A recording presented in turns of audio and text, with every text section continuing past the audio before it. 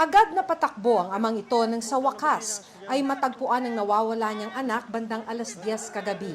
Nasa ilalim ang bata ng patong-patong na kawayan. Buhay pa noon pero halos mabalot ng dugo. Ito nakuha yung bata, oh. Ayan o, nakita ko dito. O, kinalit ka dito. O, tira mo dugo, o.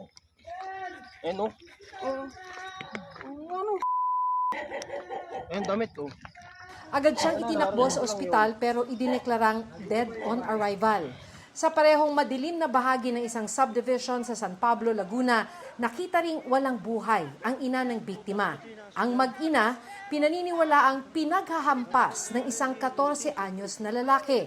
Nakaranas umano ng pangmamaltrato ang suspect pero hindi malinaw kung mula kanino. Sumuko na ang suspect sa pulisya at itinurn over sa Department of Social Welfare and Development o DSWD.